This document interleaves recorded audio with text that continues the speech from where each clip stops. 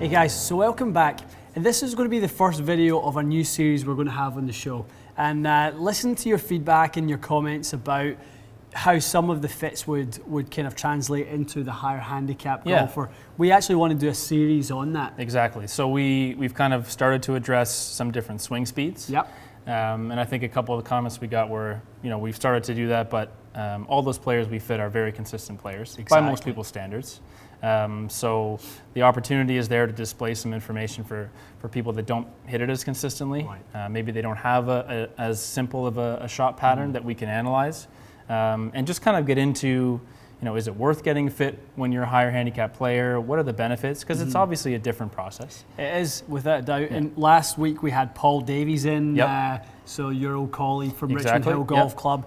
So we are dealing most of the time with a lower handicap, and even at times a scratch professional player in a couple cases. Yeah, that's exactly. So we want to touch on this and give you guys the best value so that you can take what you see and use it in your own game towards getting fit or seeing the value in being fit. Exactly. So I'd like to just kind of start with a little chat just between the two of us.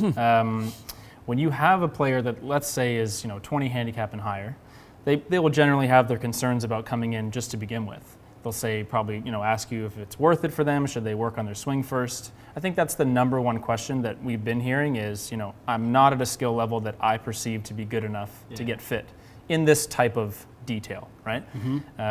So what is your answer to that, just from a basic standpoint? I think the answer we give, and we take phone calls on that exact question all the time. I'm a little bit unsure as to whether this is going to be value for me, that type of thing. The reality is, the higher the skill level, the more you need to be custom fit. Okay, gotcha. The more you need your set to be optimized for your skill level. Handicap is obviously a reflection of our ability to score low, which is generally a barometer of skill level. Yeah. So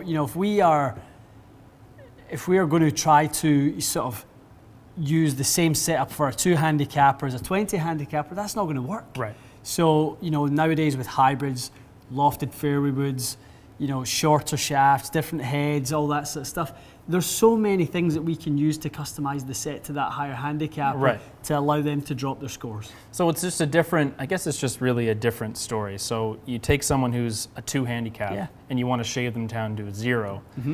Their fit may include something like getting really consistent yardage gapping, or maybe knocking a few hundred RPMs off a driver, things like that are maybe more subtle changes but make a big difference to their scoring.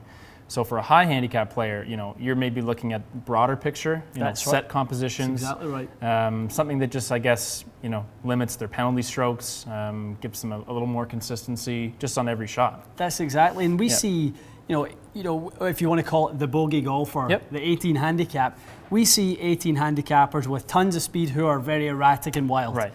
We see a bunch who have less speed and maybe just don't have the distance in order to get to the hole quick enough in order to kind of be a lower handicap golfer. Right. So we see all different types of golfers who are the stereotypical or bogey golfer. Different ways to get there. So many different ways. Yeah. So what they all need is slightly different. So that's obviously the key. We're customizing it and having access to all the heads and shafts that we have here at TXG.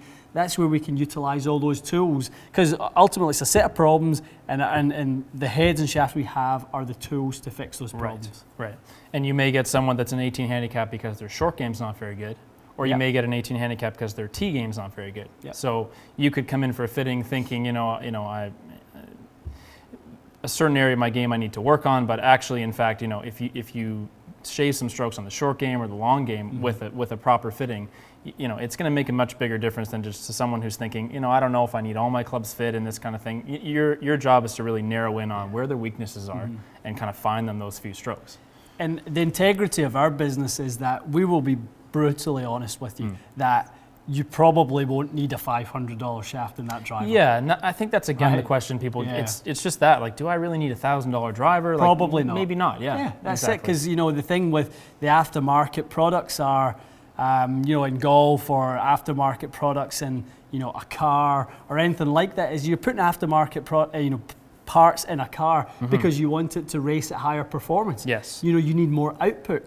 So if you're dealing with a smaller engine, you're not going to stress the parts in that car as much. The golf swing's very much the same way. Yes. That stock shaft will be able to handle what that player offers it without breaking down and providing inconsistencies. It's a good analogy for kind of why aftermarket shafts have become popular, but there is a specific clientele for them.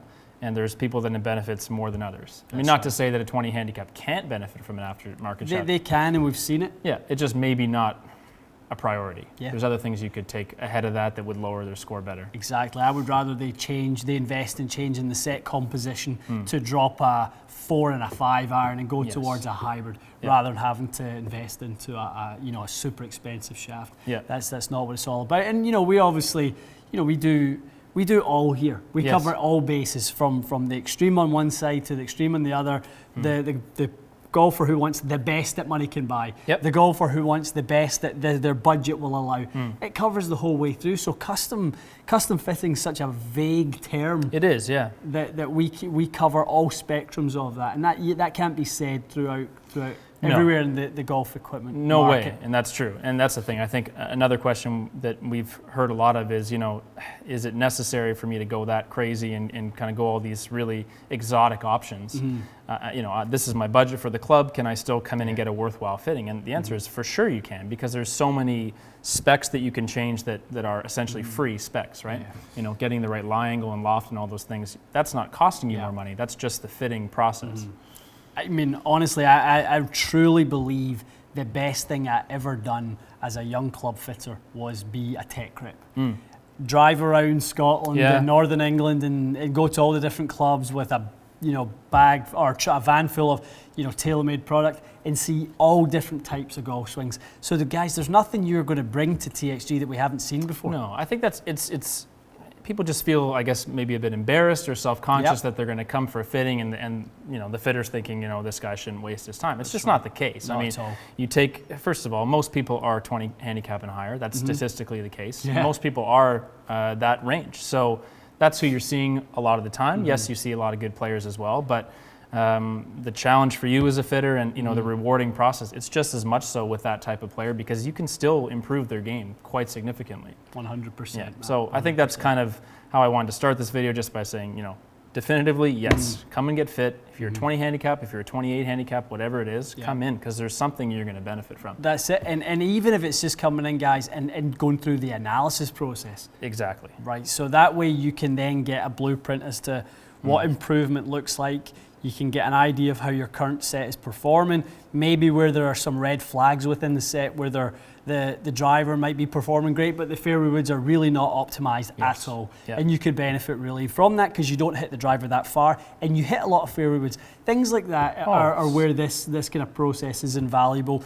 And even as we say, if that's just coming in and then getting some analysis from one of our fitters, one of our expert fitters here at TXG, take that away with you and then go, okay, further down the line, right, I'm going to invest in that 3-wood first, and then further on I'll get the hybrids or whatever it may be. And so much knowledge you would gain from the quad, for example, just about your own swing. Definitely. Even if you didn't say, I'm getting a fitting because I want this 3-wood or whatever, you'll learn so much about your golf swing that you can take that to a plan that, yes, you improve your clubs, but you also maybe work with a pro, you work on your swing. It's kind of part of a whole improvement process. And I think people just think club fitting means buying a club. Yeah. It doesn't necessarily mean that. It's it can be a really big stepping stone in your improvement. 100%. Awesome. So here's what my idea was. I'm not a great golfer right-handed, but I can hit it somewhat consistently. I'd probably be someone that shoots like 100 or something like that. So a decent average player. Yeah. This is kind of an introductory video, guys. We're not meant to kind of go into a full. We're going to hit some irons. We're not going to do like a full iron fit, but I just kind of want to let people visualize the process. I mean, I'm going to hit some bad shots. I'm going to hit some good ones. I'm going to hit some left, right, fat, thin.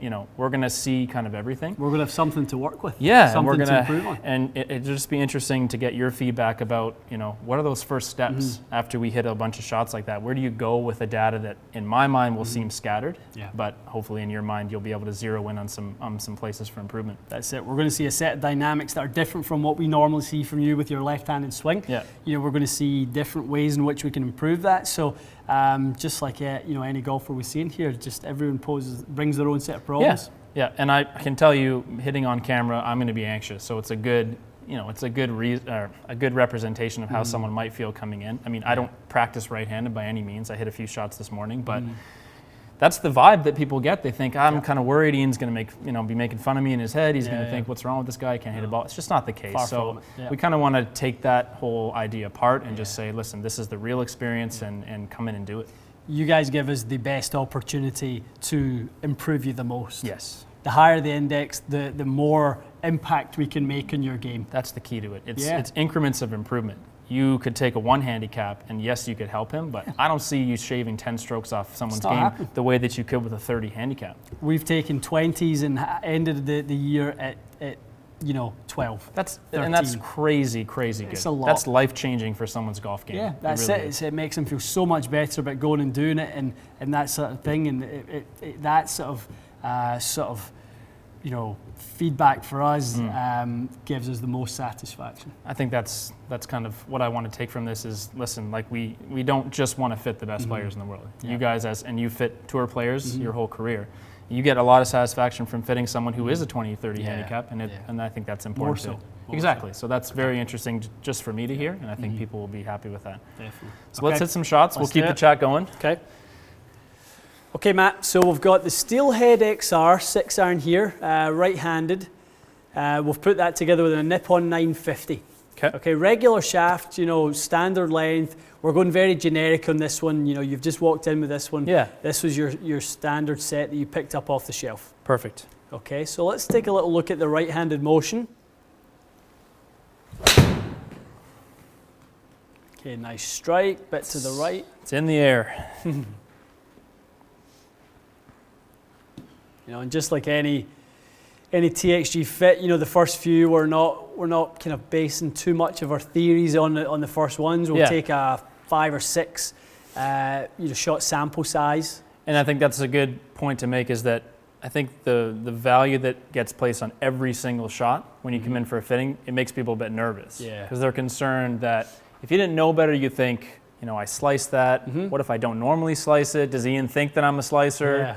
That's the kind of stuff that would pop into your head. Well, I get that all the time. Someone hits a shot as a right-handed golfer, hits it out to the right and they go over the top, and I go, well, actually, from in to out with an open face. Yeah, and on strike on the heel and stuff like that. So all these sorts of things. So we can kind of debunk some of their myths of their own swing, and they can learn, like we said, they can even just learn so much, but going through the process of what type of shots that they should hit. Yeah. And I think that would relax someone as well, to know that you're here to learn just as much as you are to, you may not actually walk out the door with a new set of irons today, but you may learn a lot about your swing and what type of clubs you might want to look at for the future. Okay, let's hit 3 or 4 more.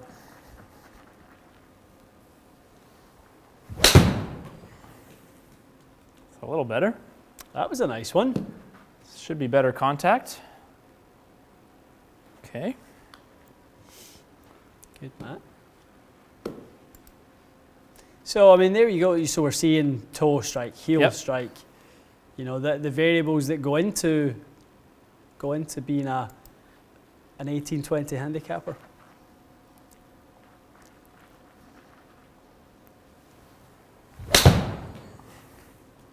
So we're slicing them a little bit, which is probably is that what you see most commonly when people come in? I think that's the weak shot of most amateur golfers is the slice out there. Yep. So we're seeing the face angle just not quite closing over here. Interesting.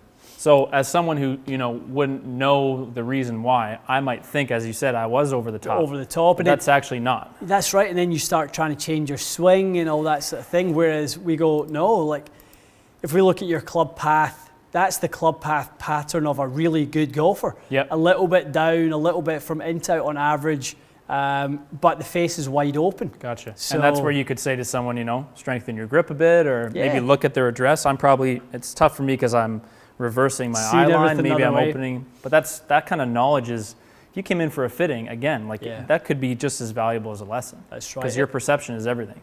And our guys, especially here at TXG, in most places you go, places I would say, they know the swing. Yep. They know what creates a draw. They know what creates a fade. So having that feedback from your fitter as to what's going on with your swing from a a swing dynamic standpoint Yes. is important. It's really important. And it would be more likely that as a high handicap player, there's more for me to learn, generally speaking, than someone who's like a 2. Yeah. They're probably not going to come in here and get shocked by anything. Yeah. Their perception of their swing is probably close enough. But for a higher handicap player, there's probably a lot out there that they could really learn and be valuable to them in a lesson. That's right.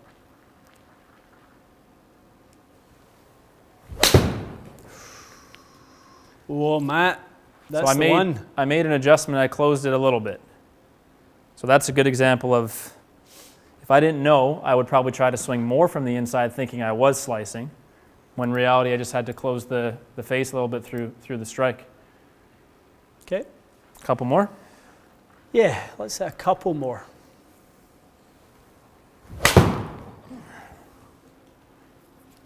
Okay. Okay, and guys, you know, in a fit, when we see a shot like that, it doesn't represent what the ball flight looks like. It represents what a miss hit looks like. Yes. You know, so we learn that, you know, the open face, we know that, but a strike that low in the head, it is zero value staying in there because it just skews the numbers.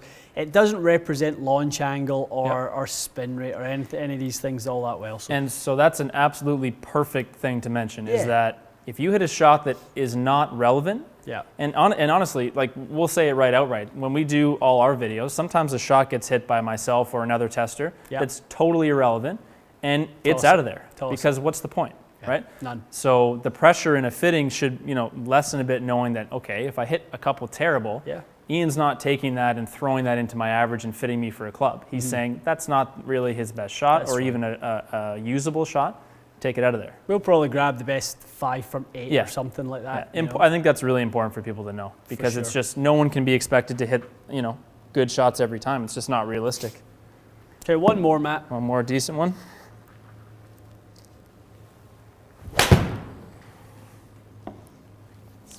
That was good. I mean, that's it's a little heavy. Yeah, you definitely have a miss to the right hand side. That's for sure. Yeah.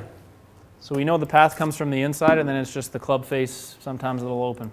We're also seeing the vertical, the dynamic lie is coming in. It's coming in much too far toe down. Interesting. Yep. So 6 degrees toe down. Let's see if that's what the average is. About 5.3.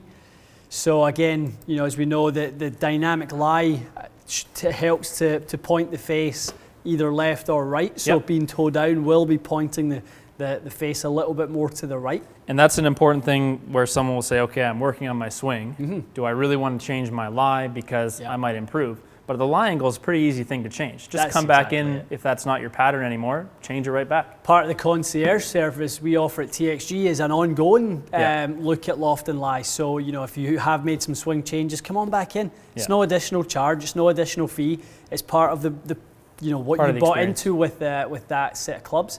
We want to make sure that they're good for you for the duration of time you have them. And that's the other thing, is that a fitting shouldn't be a one and done. No, far from it. Unless you somehow swing the same for years and years. I personally swing differently at the beginning, middle, and end of a season. So there's times where I may come in and see you and say, I maybe need to tweak something, or I'm hitting my 3-iron too low. You can make those adjustments. We can. Good. That was ideal. That was perfect. So missing them to the right. Ball flight's a little low spin. So, you know, we're going to be struggling to hold some of those firmer greens. Like we said, we throw out the miss hits. The very worst, yeah. So what I think would be good, just for the purposes of this being our first video on this topic, let's kind of give me your best guess of what you think would be better. Let's hit a couple shots, and let's just kind of illustrate, you know, the type of thing that someone could get improvements from without going too crazy in detail. Obviously, we could do a full hour fitting, and we will do that in the future. But for now, it would just be cool to say, okay, that's a very typical pattern you'd see from someone. What does improvement look like? Basic adjustments can we make? Great. Love it. Excellent. Okay, Matty, we've got something else in your hands here, a little bit different profile from the XR Steelhead. So the XR Steelhead was a club head we really liked for players who, you know, hit the ball a little bit too high. Lost a lot of distance because that added dynamic loft, that sort of thing. So your right-handed swing isn't like that. You actually hit the ball a little bit low. Spin is down, sort of down in the high 4,000s. Certainly, you know, like to get that up in the 5s if we can. So we've went with a slightly different head and shaft makeup. So we went with the JPX 900 hot metal. Okay, wider sole, little bit lower CG, should design to launch it a little bit higher. Okay, and we've also went a little bit more upright in the lie angle. We could really see that toe was down Yes. on the XR. Gotcha. Okay, so let's hit a few. See how this one does.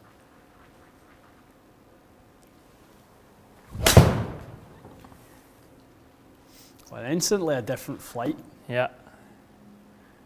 Part of that definitely me, but it definitely felt like it came through nice and square. Okay, so toe not as much down, Matt. Yep. Okay, so let's see a couple more. Really try and get that ball a little bit higher if we can with the club. So club face was open, but that felt quite nice though. Quite good. I mean, honestly, if you're 20 plus handicap and you're just by the green from 165, that's a pretty good shot, right? It's not bad. Yeah. That's not bad at all. Really nice strike there. You timed that lovely. Spin came up. Yeah.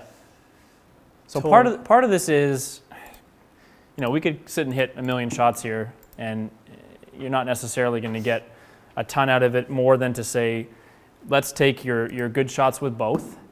Are we going to make your good shots more usable with this different iron? Yeah. So to me, right away, you can say the other one was not spinning enough to even hold a green.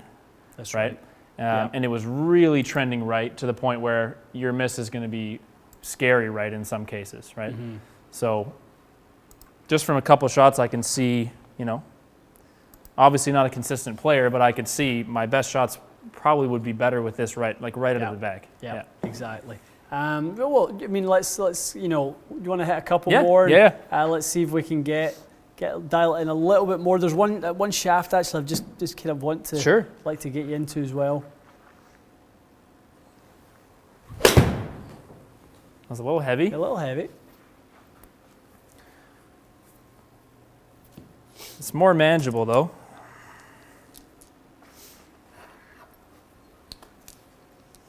A little bit in the toe, Matt. Yeah, off the toe. Might be standing a bit too far away. Okay, well, I'm going to make a little change to the club here. Thank you. And this is, as we would, so we see a couple of things. We kind of get some thoughts as to how we can clean up the strike a little bit, clean up the flight, and that's where knowing obviously our shaft matrix and head matrix inside out plays such a big role when you start to see certain patterns and you go, okay, well, and I've seen that from players in the past, so I know that this shaft will help a lot, or this profile will really help what we're So it's important to note that for. just from those few shots, you've kind of got a little bit of a gauge of the tendencies and of your right-handed tendencies, which is interesting because to someone's eye, I hit a bunch right, Yep. and I just hit a bunch left. And if I was getting fit and I was nervous, I'd think, oh, is he really going to learn anything? There's no from hope that? for me. Seriously, Yeah. Like that's what you think because it doesn't seem consistent enough to warrant a fitting. Okay, Matt, so we've tried a couple of clubs now and we're learning more and more about your swing all the time, and we're really starting to build an idea of what really is going to help you in this kind of, stage of your game, which is being sort of a higher handicap golfer. A couple of things that I saw early on where you needed a head that was very bendable. Okay, yep. Okay, so that in itself is quite almost like an odd sort of thing that we would actually choose a club based on how much we can bend it. But I would have to do that for you because your toe is coming in the club is coming in so toe down that we have to move that a little more upright. You need a little bit more loft. So some of the cast clubs, it's quite difficult to do that. It becomes, a bit of a challenge to get, 3 or 4 degrees more upright and a bit more loft added to it. Yep. And how common is that kind of adjustment that you see for someone around this skill level? What kind of, percentage would you say someone comes in and needs that upright and maybe needs a little more loft? Is that a lot, eh? Yeah, definitely. I would say we change loft and lies in every fit towards getting the exact, because we want to get the player to leave having hit the exact spec that they are going to get. Gotcha. Within the prescription. We don't want to just go 2 degrees more upright is going to work for you. Yeah. This is we think that's right. Yep. We've got to test it and hit it and know that it's right. Exactly. So we're going to do that right now. Okay. And we're using the same shaft as before?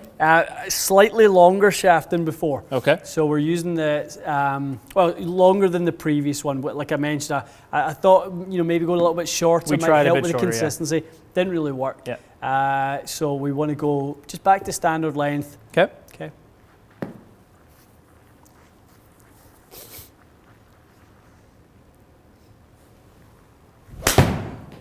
Super strike. Strike-wise, that's got to be one of the better ones I've hit. Nice and high. Yeah. It certainly felt good.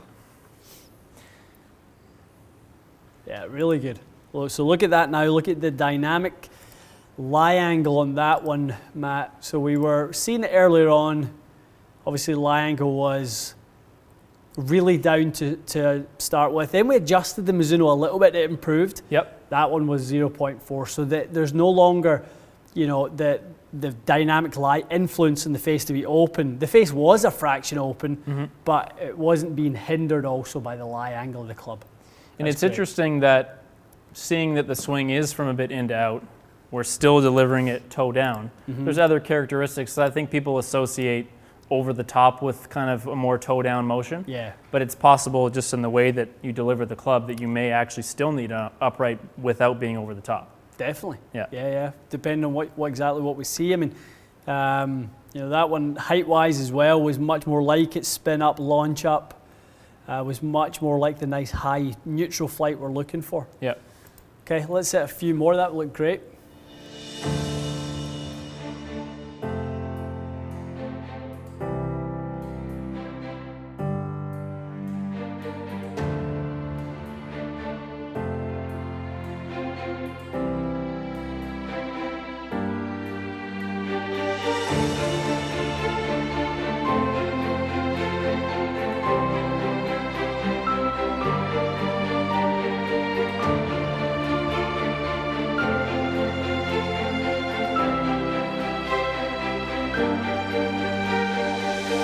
Okay, guys, so we're all finished testing. That was really interesting. There was some interesting stuff in there, yeah. Definitely. So we started you out, Matt, with the XR steel head. Yep. Okay, so just a generic Callaway game improvement club that you would see in any given shot. Yeah, so a pretty decent profile, but something Yeah. you said that was interesting is that these are very strong lofts. They are. So it doesn't suit someone coming in with what I had a lower ball flight. Yeah. Not a good choice. Designed to lower someone's ball flight. It Yep. doesn't really have, a kind of fairly narrowish sole, so that there's not a lot of CG kind of down low, not a lot of weight down low in the I head. could see that, yeah. Okay, so it was kind of knuckling on you, wasn't it? It was. Okay, so we made a change. We thought, all right, let's go something a bit more game improvement. We've got the JPX 900 hot metal, Yep. super iron. We absolutely do great with that one here at the store. Much wider sole. Much You can see wider that. sole, lower CG. Part of the wider sole as well and a little more offset. What that encourages is actually a little bit more face rotation. Gotcha. And that Yep. was what we saw. We saw We saw way more some- left, but we also saw kind of a bit of a fat pattern. I was hitting A them little heavy. bit, a little bit chunky, and we were getting some low hooks with Yes, it. absolutely. So we really kind of overcooked it with that one. Yep. But what we really saw, what we needed to do was actually make an adjustment to the loft and lie of the club. Yes. We needed to make it more upright. We needed to add a little loft. Okay. One of the clubs that in this range that gives us the ability to do that is the Srixon 565. Right. Okay, so it has the forged body, the cast face for more ball speed, forged body for this adjustability. That's interesting. So Yeah. the face is cast. It's a two-piece head. The rest of it's forged. That's right. So you were able to bend this how many degrees? I changed that to 4 degrees upright. Crazy. Yeah, so Yeah. we made a big change. So if we go into sort of the screen here and look at the original dynamic lie angle for Matt, we saw that he was originally with the steel heads 5.4 degrees toe down. Yep. And then we ultimately ended up 0.8 toe up. Yeah. So crazy. It's because I think everyone thinks in 2 degree increments. Like the most I'm going to be is 2 flat. Down. But again, as you said, at this level, you could easily come back in a year and put that back if my swing changes. So why not right now, as I'm working on my swing, make that adjustment? And the flushness of that ground strike was like, it's amazing. And like we said earlier, not every fit needs to go into the most exotic of shafts No. and most exotic of heads. And we didn't, right? These are the basics. Yeah. Taking care of the loft, the lie, the length, the grip size, all these sorts of things. Like, take care of the basics at least, Yeah. which is what we've done with this one. We added more loft, we've made the line go more upright, we've given you a shaft that will kind of help with the type of ball flight we're trying to promote. Yeah. Mission accomplished. That's, to me, what everyone should look at this and say. I came in with this, I bought it off the rack. Sure. Not a terrible choice, but, you know, you didn't fit me to, you know, $200 shaft clubs. You didn't fit me in anything crazy. You know, this is a nice Rixon iron, comparable in price to the Callaways. Not, you know, probably a little higher price point. A little bit. It's forged. Yeah, because it's a little bit. It's basically in Canadian dollars, they're just a little over $1,000. Yeah, but I mean, it's pretty standard at this point. Nothing crazy, but the ability to make that lie and loft change is, as we're going to see, what really made the big difference in the ball flight. Exactly. And so here's the interesting thing. So with the Callaways, because of the stronger loft, we were hitting them quite a long way, but quite flat. So more ball speed because of less loft. Exactly. So we were spinning it too low, didn't really have much control when it was hitting the green. Yeah. So we went with the JPX. We didn't really kind of had the worst dispersion probably with that one. I was hitting a lot left and low and heavy and stuff like that. Yeah. Definitely.